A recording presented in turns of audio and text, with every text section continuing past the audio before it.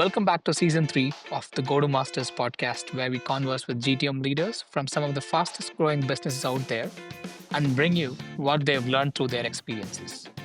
Joining us today is Preston Toone, Director of Revenue Operations at Weave. Thank you for being here today, Preston. Could you please share a little bit about yourself to our listeners? Yeah, I'd love to. Thank you for having me.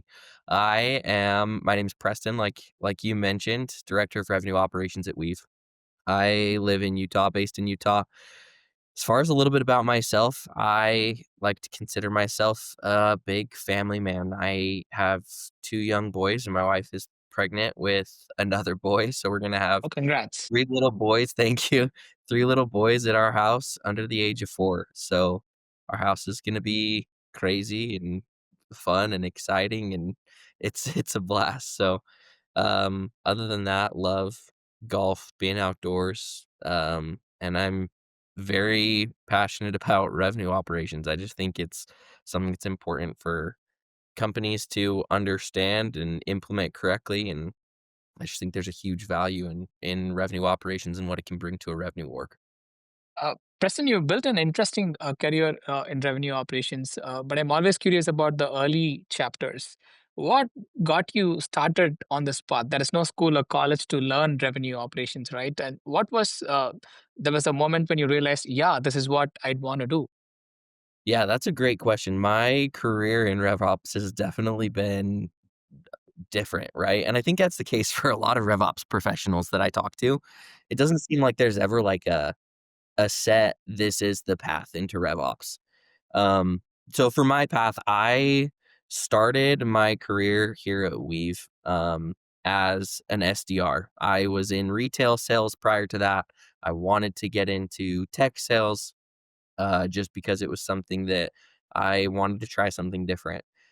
I grew in that sales capacity for quite a while, led a team. We opened the first international team selling into Canada, transitioned to leading an account management team. And it was kind of through those early transitions where I started to notice as I was leading teams that a lot of my skill set, where I was still able to sell, most of my skill set, what I really enjoyed doing was like the analytics and capacity planning and resource management and planning book of business and everything like that that goes along with managing kind of like an early stage sales team.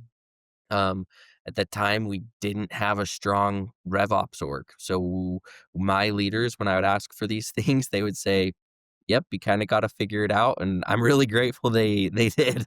So that was kind of like the first like instance of when I was like, "Man, maybe RevOps is a good place for me to go," because a lot of my mindset and skills led to this very like clear thinking of operational success. I could identify inefficiencies, things like that.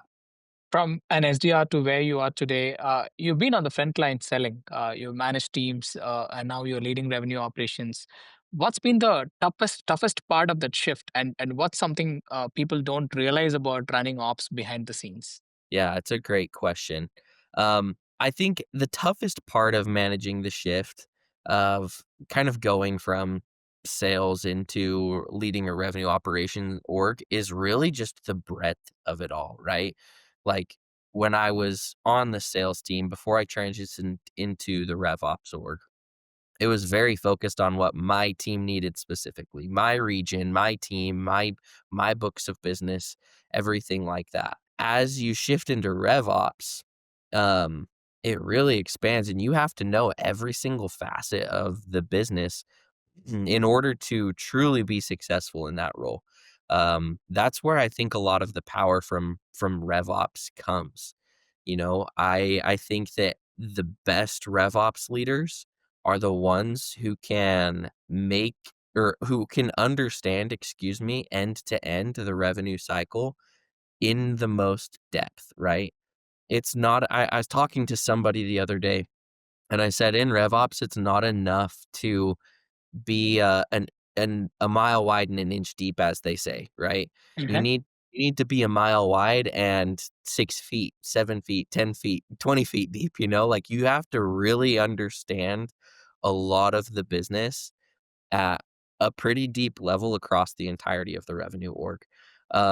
So I think that's as I shifted into revenue operations, I think that's one of the biggest things that kind of um, that I had to learn early on, right? And it's that, it's knowing just a little bit is not enough. You really have to understand this broad end to end from like lead distribution and lead gen and GTM strategies all the way through up to like continued support through CSM and expansion, right? There's so much that goes through that in a true revenue operations org, and I think that that's what's vital to your success as a revenue operations team and really can slingshot your growth as a revenue operations leader. Getting into the breadth as well as the depth and understanding the nuances of the company's objectives as well. Very well put across, Preston.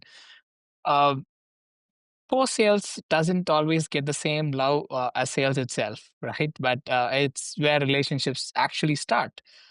What does great post sales execution look like to you? It sounds like you are more towards post sales at this point of time from a role standpoint. And where do companies tend to drop the ball in general?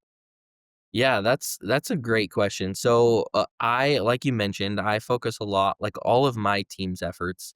I have a team of direct reports that roll up to me, and our whole focus is to focus on the post sale revenue cycle, right? So we support everything after the quote has been signed, all the way through our customer onboarding into CSM and for the life of the customer through the CSM and upsell motions and everything like that. Um, I think that this is something that is significantly important for companies who are transitioning to a revenue operations model, right? I think we saw um, several years ago. We've kind of seen over the years, I guess, this like transition of RevOps and what RevOps means, and kind of the expanse of what RevOps can be, right? I think traditionally a lot of companies they start at sales ops because sales is the easiest kind of like input to manipulate in order to get strong outputs, right? It's like if I give a sales rep better leads, or if I give a sales rep better enablement or things like that, it's really easy to understand that should in theory lead to X number in bookings or X number in total revenue, right? So, I don't think that that's incorrect thinking at all. However, if you don't look at that entire cycle from GTM all the way to active live customer, like in the revenue cycle and how expansion works, you're missing out on a drastic piece because as we all know, like bookings, what we sell doesn't always become revenue.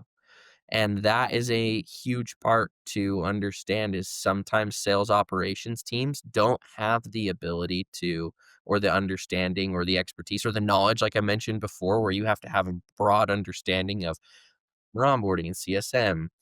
A lot of times sales operations teams, they're more of like in their realm. They know sales, they know what's going to work for them, but they can't understand what is going to reduce churn for these customers through our customer onboarding phase. What is going to reduce the amount of people not renewing when it comes to their annual contracts? There's so many things that go on post sale as well as pre sale, right? Like a lot of times these sales ops professionals aren't thinking like, what can we do to maximize lead efficiency and distribution efficiency. What is the distribution mix that we propose to our outbound team versus how we go after these leads for our inbound team? And it's like all of these different questions, those are embodied in a revenue operations org, right? And so I think that's part of the reason why I have really loved building out this post sales operations org. Historically, we hadn't had that at Weave before, but it's been awesome to see the successes of how now we can partner with sales operations and with our go-to-market operations teams, and we can say, okay, go to market is working on this and this project, which should help sales here, and sales is working on this and this project, which should help onboarding and customer success here, and we're working on this and this project that will help lead to expansion and greater conversion and reduced churn. And so you're just capturing a larger portion of it than you do with just sales operations, right? Um, and I know this can be a difficult transition. One of my friends, close friends, CEO at a company up in Utah, a little bit further north in Farmington, Utah, and um, I was talking to him, and he was going through this transition of wanting to move from a sales ops role into a rev ops role, and it can be a little bit daunting at first. But what I would kind of urge leaders who are looking to go through that transition, if you're a younger company and you're wanting to expand those operations, is there's no time like the present. And dedicating an individual or a small team to really just go out and understand every single process that goes into every single revenue facing team can have a drastic impact on how your business runs, and really make it a lot easier to transition from that sales ops kind of mindset into a rev ops kind of mindset. Absolutely. We've spoken about metrics. We've spoken about downstream impact on sales as well as post sales. Now, everyone is talking about AI in RevOps and sales, and you are there in the trenches. What's your take? Or do you think it's overhyped a bit on the AI's impact on RevOps and sales? That's a great question. You're nailing it right on the head. That is definitely the topic of conversation in all of RevOps right now is AI, right? I don't think that it's overhyped. I think that there is such a large opportunity for companies to streamline, for companies to maximize what they're doing. It's just it's it's the future, right? I was talking to, one of my colleagues about this probably about a year and a half, maybe 2 years ago. We were talking about it, because it was starting to become a little bit more of a buzzword, definitely not where it is today, but I remember talking to him and saying, "You know what? Like, I think AI is comparable to, like, the invention of, like, the internet, right? When the internet first came out, people were scared. People were like, "Oh, it's a fad." They're like, "Oh, we don't see its use. That's not gonna go far." However, the few people who were able to really push hard and adopt early, I mean, we're talking like Google, AOL, like all of these big companies that came out of kind of that dot-com bubble, right? Like there's so much value for early adoption to these technological advancements. And so I would say that that's kind of how I view AI, right? Like it is our chance as a revenue operation org to help our stakeholders that we support, sales, onboarding, customer success, marketing, right? It is our responsibility to help them understand the potential impact that AI could have on their business, their day-to-day business. And if we don't, I'm afraid that it's just gonna be like we're gonna be looked at as one of those companies that's like, "Oh, yeah, they thought that the internet was a fad," or they thought that it was just gonna go away, right? It's the same kind of mindset. It's like people who don't adopt AI right now in their business or who aren't actively trying to adopt AI into their day-to-day business, they're gonna fall behind, and that's as simple as it is. I think that there's definitely an opportunity for every company across the entire span of business. If you're a mom and pop shop who sells bars of soaps at a local farmer's market, like there are opportunities to implement AI into your day-to-day business to optimize efficiencies. And all the way up to like Amazon, Google, Apple, like these huge, huge companies, we know what they're doing with AI. So if you think, oh, AI is just not a good fit for my business, quote unquote, or maybe AI is too scary, or I don't want my employees to feel like they're being replaced, things like that. That's the wrong thinking. The thinking should be AI can be an opportunity for my business to expand, to to develop operational efficiencies and really go on into the next level, into the next chapter of your business. And I honestly think that it's one of those things where if truly adopt AI, there really is like untold possibilities for your business. We're kind of still a little bit in uncharted water. We know what AI can do when there are some limitations, but being able to creatively think of those implementation or different ways to implement it, excuse me, in the business, can really, really expand like where you can go as a business. That's an interesting perspective that you brought to the table, just not from the importance of early adoption, but also you spoke about the responsibility of evangelizing AI adoption itself, which RevOps will take the lead and ensure it's getting evangelized across the Right. organization. Right. Well, and I think it's so important to that point because, like, a lot of times our stakeholders in RevOps, one, they don't have the time to really understand, one, the impact of what an AI tool or an AI system or an AI solution could be for their day-to-day business. But two, they don't understand the more technical side of it. Like, what do we need to set up within our systems, within our data warehouses, within all of our everything, our whole tech stack, right? What do we need to do to set that up for success? But that's where RevOps bridges the gap, right? We understand the business, we understand the technical.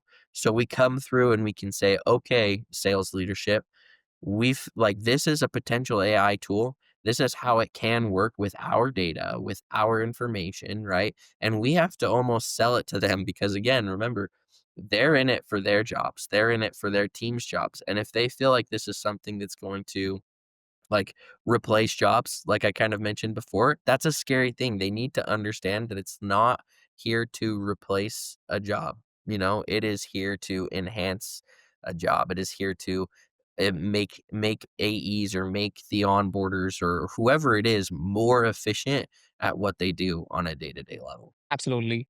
Uh, Looking at your trajectory of your growth itself, Preston, you moved from an SDR to Director of Revenue Operations and within a very short span. Looking back, what's the biggest thing that really helped you grow in your career? Are the biggest learnings that you would like to share with our listeners? Yeah, that is a great question. I am the type of person where you can never learn too much. That's kind of like my life motto, right? I think that especially in revenue operations, that's the case. I think the more you know about your business, the more you know about your organizations across the revenue org, even broader, the more you know about how your finance team and how your FP&A team work, the more you understand about excuse me, how your support team works and potential gaps in their processes, like the better of a RevOps leader you can become, right? And so I think that that's kind of the thing that I would say has helped me the most, specifically in RevOps. Now, for career development, this is something I'm also very big on. I've had this conversation with several people at my company, with other friends outside of the company. There's one key principle that I really, really lean on all the time for career growth and career development, and it's that you have to be seen to be promoted. You have to be seen to grow and develop into the next step, right? So, like, the biggest thing that I think that it's important, and I'm a strong believer in, is your leader, right? The person you report to directly, they need to understand that you are providing more value. They need to see that you are providing more value than you are currently being paid. Right? And I think that's kind of there's a whole rising generation of people who I think, and then this is a whole different topic of like there's a level of entitlement, right? With like, oh, I should be Yeah, paid more, I wanna work more, and it's like, that's not how it works, dude. Like, you have to be able to prove and show your leadership team that you know more, that you're capable of more, and that you are a better leader than you currently are in your position today. And once you do that, then it's much easier to go to them and say, "You know what? Like, this is why I need this promotion, right? This is why I have changed the business in this, this, this, and this way. And because of that, like, I need a stronger title so that I can continue to make even a broader and a bigger impact, right? And so that's like kind of my 2 cents on career development just in general. And I think that those 2 things, like being able to learn and understand everything across the revenue org, right? And really truly become a subject matter expert of those things. And then my just ability to like show my leaders and tell my leaders all of the wins and the value that I was adding to the company so that it was no question to them. Say those are the 2 biggest things that really have taken me throughout this whole journey, and you're right, it was a journey, right? There were times when I was still an SDR, and I did not like being an SDR, right? That is a very difficult role, and to anybody who is an SDR today, like, my hat's off, like, it is not an easy job, right? I was in that role for 18 months, which is a long time, and it was ups and downs, and great months, and not so great months, and then spectacular months, and I just was so tired of that grind, and I was always just pushing and pushing and pushing because I knew there was something better. What's really difficult though is a lot of times if you don't push through the hard times in those early stage roles and you just move to a different company. If I would have changed to be a different SDR, changed to be an AE at a different company, like this opportunity would have never presented itself. Right. I think that it's super important to like you have to put your head down and get through the hard parts, and if you can do that, you can learn, and if you can show your value to the business, then that's how you build a successful career. Some great practical tips, Preston. Sense of entitlement that you spoke about, that's a separate podcast topic by itself. Yeah, for sure. All right. So, any key pieces of advice apart from this that you'd like to share with our listeners who would like to excel in the field of revenue operations? I would just say if I had to boil anything down, and I don't even know if it's anything that I haven't already said, um, but I would say like there's it's never too late to adopt AI into your processes. If you feel like you're behind, that's okay. Start today. There are hundreds of thousands of different solutions and millions and billions of ways to like adapt those solutions to your individual business needs. So I would say that's number one, probably the thing like the number one advice that I would give.